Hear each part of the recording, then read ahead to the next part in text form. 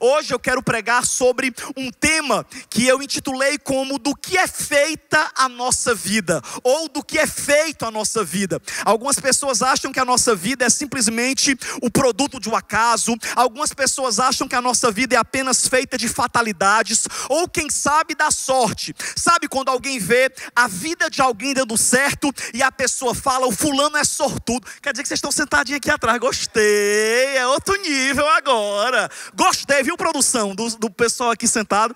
Vão dando glória, e mesmo que vocês não estejam sentindo muita coisa, faça que estão sentindo. Aleluia. E o que acontece? Algumas vezes as pessoas olham para a vida de alguém que deu certo, para a vida de alguém que venceu, para a vida de alguém que está bem com Deus e falam, o fulano é sortudo, o fulano nasceu em berço de ouro, tudo que o fulano é por conta da família dele. Enfim, as pessoas adoram ficar procurando justificativa para o sucesso dos outros que não dê mérito à pessoa. Às vezes o ser humano ele tem uma inveja quase que oculta dentro do coração dele, e ele tem dificuldade de aceitar que às vezes o fulano chegou a um lugar que ele não chegou porque o fulano fez o que ele não fez. Às vezes ele tem dificuldade de reconhecer que o fulano ele está sendo usado por Deus de alguma forma, não porque ele é melhor do que o outro, porque eu amo uma frase que diz que diante de Deus todos os vasos são do mesmo tamanho, a diferença é a quantidade de azeite que cada um carrega. Por quê? Porque azeite, presença de Deus, vida com Deus, é algo que não acontece por acaso, é algo que não acontece apenas em um culto, é uma vida diária, é uma vida de busca, é uma vida de entrega, é uma vida de prioridade, em que o Instagram está notificando, o WhatsApp está notificando, mas a tua ligação com o céu é mais importante, a tua vida com Deus é prioridade. E é sobre isso que eu quero falar para você essa noite, para que você entenda que se tem algo dando errado na sua vida, se tem áreas da sua vida que estão travadas, quem sabe não é culpa de Satanás, como você adora dizer. Às vezes é falta de escolhas certas, às vezes é falta de palavras profetizadas de vitória, às vezes é falta de atitude, porque quem sabe você é bom na hora de falar, mas é ruim na hora de praticar. Enfim, prepara as costas que hoje a gente vai apanhar com amor pela palavra de Deus que nos conserta. Ok, Brasil? Vai dar certo. Eu quero ler com você o que diz Lamentações de Jeremias, capítulo de número 3. Olha o livro que eu vou ler, Lamentações, para você ver como o negócio é estreito hoje. Lamentações de Jeremias, capítulo de número 3, versículos 39 e 40. Lamentações de Jeremias, capítulo 3, versículo 39 e 40. Esse versículo ele é muito conhecido porque ele é como se fosse a resposta para quem reclama demais da sua vida, para quem reclama demais da vida do outro, para quem reclama da igreja, para quem reclama do governo, para quem reclama do pai e da mãe. Olha o que é que a palavra de Deus fala. A palavra de Deus diz assim: de que se queixa, pois, o homem vivente? Ou na tradução da NVI, como pode um homem reclamar quando é punido por seus pecados? Examinemos e coloquemos à prova os nossos caminhos e depois voltemos ao Senhor. E eu vou falar também na outra versão que eu tenho aqui, que é boa, que diz assim: de que se queixa, pois, o homem vivente? Queixe-se cada um dos seus pecados, esquadrinhe os seus caminhos, experimente-os e volte para o Senhor. Sabe, meu irmão, quase sempre nós percebemos que existem muitas situações que a gente enfrenta que na verdade nada mais são do que colheita dos nossos erros. A gente precisa ser muito claro, e hoje eu quero ser direto, porque o tempo do culto de quarta da palavra é um tempo, quem sabe aí mais abreviado, mas de uma forma direta eu quero dizer para você que existem 3 fundamentos que regem a sua vida, e esses fundamentos são as suas escolhas, as suas palavras e as suas atitudes. E eu quero hoje trazer um panorama sobre a forma com que você deve se comportar. Quem é crente há mais tempo, né? O Carlinhos, por exemplo, filma aqui o Carlinhos Brasil. O Carlinhos, que é crente há muitos muitos anos, a gente tem muitas músicas em comum, do tempo que Noé estava entrando na arca. A gente que tem muitos anos de igreja, certamente ele vai lembrar de uma discussão teológica que ronda todos os fóruns bíblicos, que é a discussão entre o arminianismo e o calvinismo. Um diz, toda vida eu me confundo, mas está aqui, eu anotei. O calvinismo diz que tudo é determinado por Deus, que o homem não tem nenhuma, como é que eu posso dizer a palavra? O homem não tem nenhuma influência quanto às coisas que acontecem. Já o arminianismo diz que tudo que acontece na vida do homem é produto das suas escolhas. E no meio dessa confusão, nesses 17 anos de crente que eu tenho, e nesses 16 anos que eu prego, eu cheguei a uma conclusão: eu nem estou com Calvino, nem eu estou com Armínio, eu estou com Jesus. E o que é que Jesus me ensina? Eu gosto de resumir o ensinamento bíblico em uma frase que um dia eu li e fez muito sentido para mim, e eu tenho pautado a minha vida nessa frase e tem dado tudo certo. Qual é a frase? Qual é a teologia, Samuel? É a seguinte frase: ore como se tudo dependesse de Deus e trabalhe como se tudo dependesse de você. Ore, tenha uma vida de dependência de Deus, como se tudo viesse apenas dele. Como diria o Calvino, é isso? Como diria o Calvino. Mas trabalhe, se esforce, dê o seu melhor, faça escolhas certas, glorifique, profetize sua palavra de vitória, como se você fosse o construtor da sua história. Sabe, queridos, quando a gente lê a Bíblia, a gente percebe que se tem uma coisa que Deus respeita na vida do ser humano, são as suas escolhas, é o livre-arbítrio. É claro que existem coisas que são pré-determinadas, como por exemplo, a minha mãe. Eu não escolhi ser filho da dona Zilda, mas glória a Deus que eu nasci filho dela, que ela é muito divertida. Eu amo a minha mãe, mas eu não escolhi ser filho dela. Porém, a esposa com quem eu vou casar, aí eu tenho o direito de escolher. É por isso que tem muita gente que sofre no casamento e reclama e coloca a culpa ou em Deus ou no diabo, mas esquece que você foi obrigado a aceitar sua mãe, mas a sua esposa e o seu marido foi você que escolheu. E às vezes ainda recebeu conselho e não ouviu, porque estava apaixonado, estava arriado, os 4 pneus estepe a subexcelência, e o pai falando: esse homem não é crente, esse homem não teme a Deus, esse homem já te traiu 10 vezes, deixa de ser besta. E ela: não, Deus vai transformar. Você já casou sabendo, minha amada. Você foi quem escolheu. E tem decisões da nossa vida que nós somos completamente responsáveis.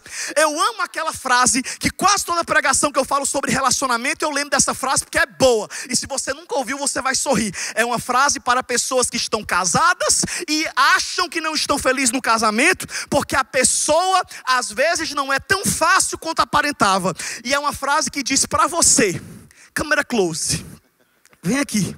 Você que está em um casamento difícil, mas que você foi quem escolheu ele. Você que está num casamento que às vezes tem situações complicadas, tem discussões. Quem sabe a pessoa tem uma personalidade difícil, que no namoro dava para você ter visto, mas estava apaixonada, não viu. Pois deixa eu te dar uma frase do céu para você que está pensando em separar. Casou com a bruxa, senta na vassoura e voa. Se você se vê em uma situação que você plantou, simplesmente aceita e seja responsável pelas suas escolhas. Para, gente, de nós vivermos um evangelho espiritualizado em que tudo que é bom a gente dá glória a Deus, mas tudo que é ruim a gente coloca a culpa no diabo. Ei, nem tudo é culpa do diabo não. É muito fácil colocar a culpa no diabo, porque o diabo você faz uma oração e ele sai. Mas é difícil assumir que às vezes o problema é de caráter, porque o caráter tem que ser tratado, porque o caráter tem que ser transformado. E é sobre isso que eu quero falar essa noite. É tempo de você consertar a sua vida, porque quem sabe não é falta de oração, não é falta de a igreja, não é a sua igreja que não é uma igreja boa. Eu vou para outra igreja fazer uma campanha de vitória, porque se eu fizer campanha naquela igreja, Deus vai me abençoar.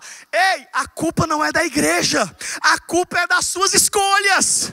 É você que não escolhe segundo o que a Bíblia ensina. Aí depois se arrebenta e volta chorando, colocando a culpa nas pessoas. Seja responsável pelas suas escolhas.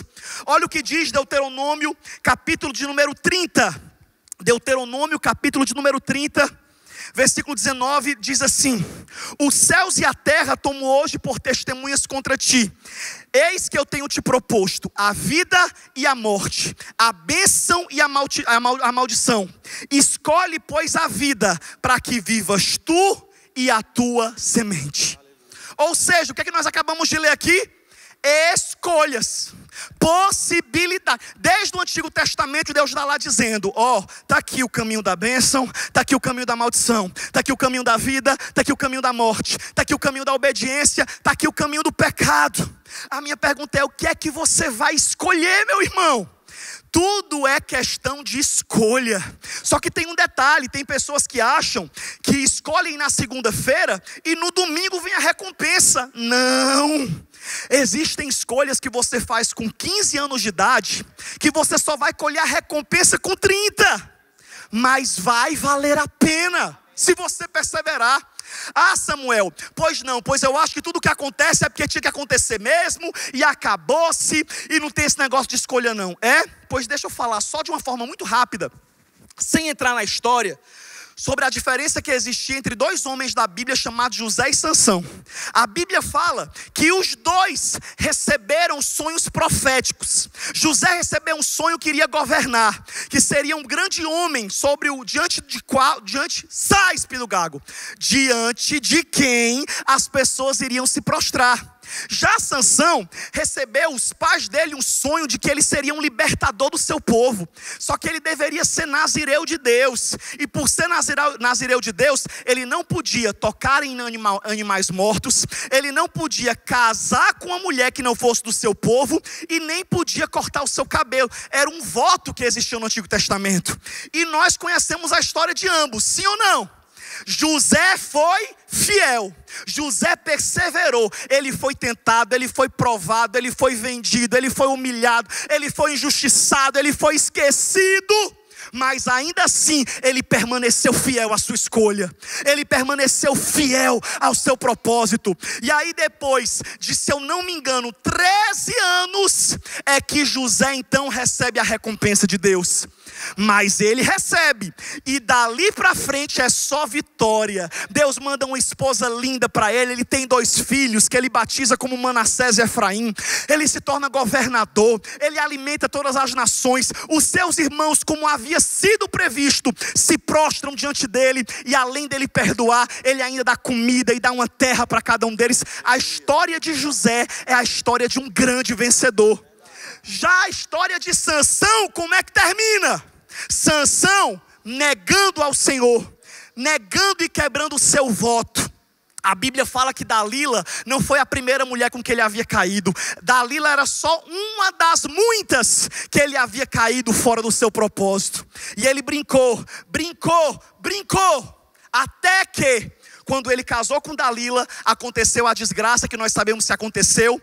E a história de Sansão termina com, em vez de Sansão ser o grande guerreiro vencedor do Senhor, ele termina como um palhaço, amarrado no picadeiro dos filisteus, porque zombou do voto que ele tinha com Deus. Ah, Samuel, mas depois ele morre e vinga a Deus e a todo mundo. Mas eu tenho certeza que Deus não havia planejado ele morrer daquela forma. Ei, meu irmão, escolhas. Quais são as escolhas que você tem feito na sua vida? Quais são as escolhas que você tem pago o preço para honrar? Quais são as suas escolhas? A nossa vida não é feita de acaso, tudo é colheita. Samuel, pois tudo bem, eu já entendi que eu preciso escolher certo, que eu preciso ser guiado por Deus, que eu preciso buscar Deus. Agora me diga outra coisa que faz a minha vida ir para frente, que faz a minha vida funcionar, que faz a minha vida ser segundo o que eu sonho e o que Deus sonha para mim.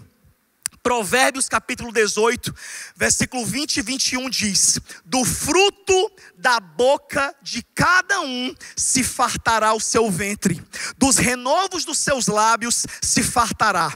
A morte e a vida estão no poder da língua, e aquele que a ama comerá do seu fruto. Além das escolhas, você também precisa ter cuidado com as suas palavras. Nós não temos noção do quanto as palavras têm poder. Se você for fazer uma revisão da sua vida, perceba que tinha coisas que você brincava na infância que aconteceram, que se cumpriram, coisas que você falou, ou coisas que você aceitou sobre a sua vida que alguém falou. Palavra tem poder, meu irmão. Palavra tem poder. Muito cuidado com as palavras que você diz. Se tem uma coisa que eu fico revoltada é quando eu vejo crente murmurador, crente reclamador, crente que só fala coisa ruim, Carlinhos Dantas. Crente que só fala coisa ruim, my friend. Como é seu nome? Carla. Tem gente que é atribulada, que está uma hora dessa reclamando porque o gato passou na frente da sala, porque quem sabe a conexão está caindo. Dá glória a Deus, conserta essa língua, para de reclamar, para de ser negativo, para de falar só coisa ruim. Celebra os 90%, como o pastor Costa Neto nos ensina. Agradece, meu irmão. Faça um teste. Às vezes a gente está numa situação ruim, a pessoa bate o carro, encosta na frente do outro e fala: ô desgraça, pior do que está não fica. Quando fecha a boca, outro carro bate atrás e amassa. Sabe por quê? Porque palavra tem poder, palavra constrói futuro. Abra a sua boca para profetizar bênção. Não dê munição ao diabo, não dê munição a Satanás. Libere palavras de bênção. Sabe, gente, hoje eu estou com 32 anos de idade, e hoje eu vivo uma vida que desde os 16 eu profetizava. Eu falava: quando eu tiver 30 anos eu vou estar assim, quando eu tiver 30 anos eu vou estar assado. Quando eu profetizei meu futuro todinho. A única coisa que não se cumpriu ainda a igreja toda sabe, todo mundo já está rindo de mim aqui, o bullying. Mas está bem pertinho, Brasil. Está bem pertinho. Um beijo para Brasília. É o casamento. Mas o resto, Deus cumpriu tudo. Sabe por quê? Porque palavra tem poder. Alguém chegava para mim e falava: você não vai ser nada. Eu falei: está repreendido, Satanás. Eu vou ser tudo que Deus prometeu que eu vou ser. Você vai se afastar. Você não vai ficar firme, não. Nunca vi jovem vem do mundo e fica na igreja. Eu vou ficar, cão dos infernos. Eu vou ficar firme. 17 anos. Uma psicóloga disse para minha tia que eu estava vivendo uma fase de rebeldia e com no máximo de 6 meses eu voltava ao normal. Diga misericórdia. Tu já pensou? Eu sei que faz 16 anos e 6 meses que a minha tia está esperando eu voltar ao normal. Não voltei. 17 anos que a loucura de Jesus chegou, pegou e não passou. Sabe por quê, meu irmão? Porque palavra tem poder, e o bem tem mais poder do que o mal. Eu amo uma frase de Provérbios que diz: tal qual a andorinha a voar sem ter onde pousar, assim é a maldição que é lançada contra você sem causa. Não encontrará repouso. Não tem repouso sobre a sua vida. Quando alguém lançar uma palavra de maldição, lance uma palavra de bênção. Você tem autoridade sobre a sua vida. Você que é mãe e pai, você tem autoridade sobre os seus filhos. Você que é esposa, você tem autoridade sobre o seu marido. Então abra a boca e declare palavras de bênção, palavras de paz, palavras de transformação. Porque palavra tem poder. Palavras de mágoa atrai doença. Palavras de pessimismo atrai mais problema. Um dia eu estava lendo um Instagram desses aí, de curiosidades, e esse Instagram estava dizendo que a palavra reclamar, que poucas pessoas percebem, significa separa a sílaba, clamar. Reclamar significa clamar novamente. Reclamar significa você clamar pelo problema mais uma vez. Então, meu amigo, dá glória a Deus, aprende um louvor. Se for para murmurar, masca um chiclete, vai comer. Melhor ser um gordinho cheio de vitória do que ser um seco cheio de problema, porque só só profetiza desgraça. Abra a boca para dar glória a Deus. Aproveita essa quarta-feira, que é dia de injeção de fé, que é culto de quarta do encontro, que é culto de vitória, que é culto de fogo, para mudar a tua mentalidade, para mudar a tua palavra, para mudar o teu vocabulário, para mudar a atmosfera na tua casa. Vai dar tudo certo, Samuel. Isso é otimismo? Não, isso é fé. Porque ainda que não aconteça da forma que você profetizou, você vai dizer: mas Deus está no controle, vai acontecer do jeito dele. Abra a sua boca e declare palavras de bênção. Tem uma frase que eu quero encerrar essa parte, esse ponto 2, para a gente já caminhar para o final dessa mensagem, que é uma frase que eu queria que você refletisse. Eu não sei nem se dá para os meninos escreverem aqui embaixo, mas se deve, o Homerson pode escrever lá na pregação no culto. Que é uma frase que diz assim: é uma pergunta, one question for you. Se suas palavras fossem comida, você seria alimentado ou envenenado por elas. Se as suas palavras fossem comida, é igual aquele povo que só fala mal dos outros, que a gente fala assim: eita cobra, se tu morder tua língua, tu morre envenenada, sucuri. Mas enfim, a minha pergunta para você é: as suas palavras, elas te alimentam ou elas te envenenam? Ah, meu irmão, existem frases que são ditas que nunca mais são esquecidas. Já é mais do que conhecido que às vezes uma palavra dói mais do que uma agressão física. Cuidado com as palavras que você fala. Não desonre o teu marido, não desonre a tua família.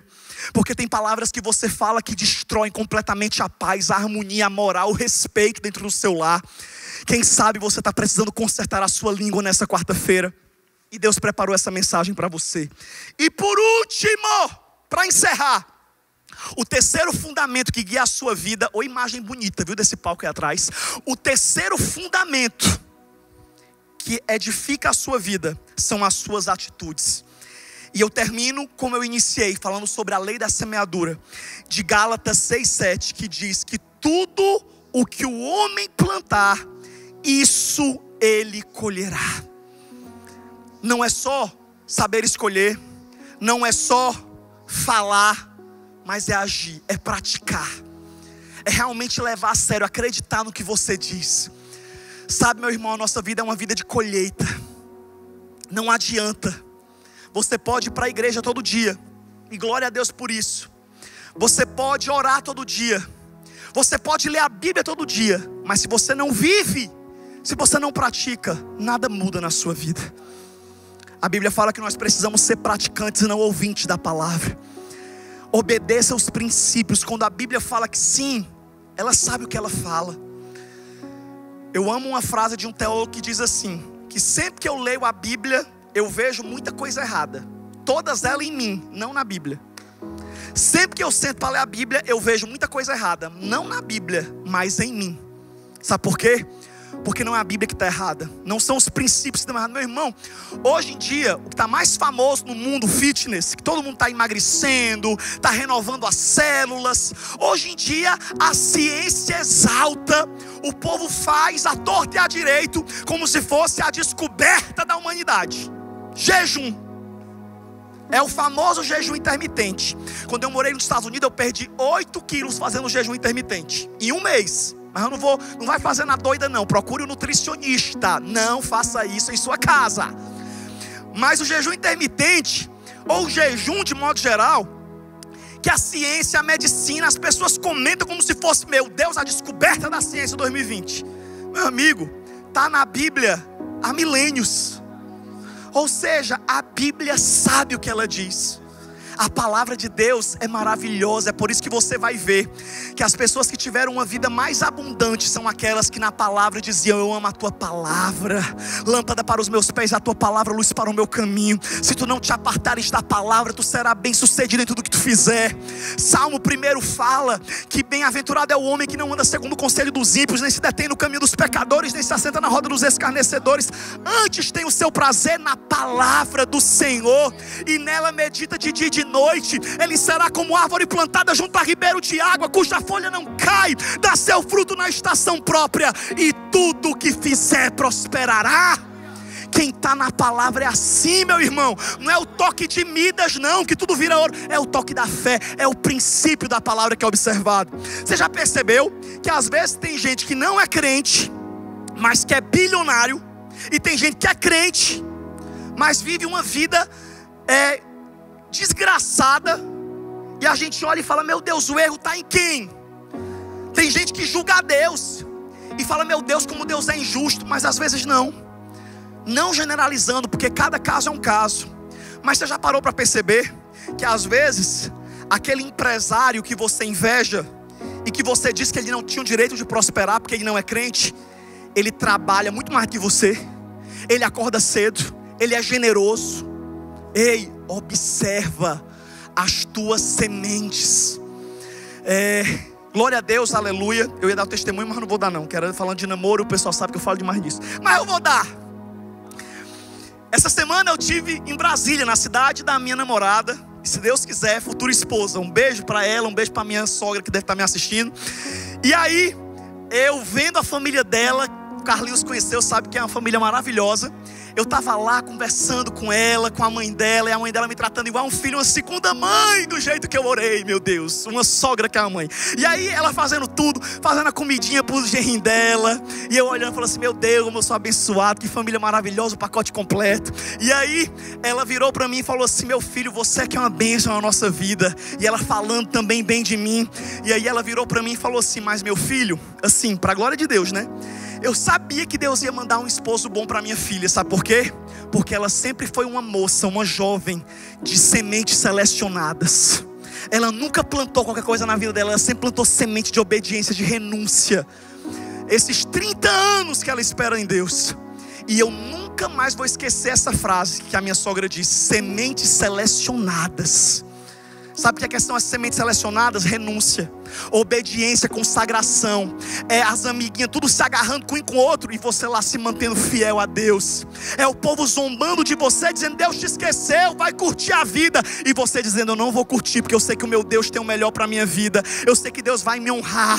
Ei, olha para as tuas sementes, olha para as tuas sementes. Cuidado com aquilo que você planta. Essa semana eu também li uma reflexão agora sim eu quero encerrar de verdade, que era uma reflexão que contava que um cara, ele estava recebendo a sua aposentadoria, ele estava terminando o seu tempo de trabalho, e aí o patrão dele, que era da construção civil, falou assim, meu querido, eu queria que você construísse uma casa, a última casa da sua vida toda. E ali ele recebeu o projeto da casa, uma mansão. E o empresário, o chefe dele falou, agora eu quero que você coloque só coisa boa nessa casa. Coloca o melhor nessa casa. Eu quero que você dê o seu melhor nessa casa. E ali o empregado, né, o rapaz, o profissional, o homem, quando viu aquela casa, aquele projeto, que era uma casa para ficar pronta em 6 meses, e ele só tinha que trabalhar mais 3 meses, ele começou a fazer um serviço porco. Ele começou a colocar coisa ruim. Ele começou a poupar, porque ele falou assim, eu vou poupar porque vai sobrar dinheiro para mim. E ali ele começou a fazer a casa da pior forma possível. Talvez foi a pior casa que ele construiu a vida toda. E ele deu o seu pior. Por quê? Porque era a última casa que ele ia construir, porque ele já ia se aposentar. E ele fez de qualquer jeito. E no dia que ele terminou a casa, ele chegou para o seu patrão e disse, fulano, tá aqui a casa, eu terminei. E ali o patrão foi lá, pegou as chaves e disse, pois essa casa é o meu presente para você, por todos os anos que você trabalhou por mim na empresa. E ali ele olhou para a casa que ele tinha construído ruim, com material ruim, porque não sabia que era dele. E ele se arrependeu. E é por isso que tudo que você fizer, faça do seu melhor. Tudo que você plantar, plante com o seu melhor, porque vai voltar para a sua vida, você vai colher. Faça escolhas sábias. E a primeira escolha que você precisa fazer é a escolha de entregar a sua vida ao Senhor Jesus. Quem sabe você está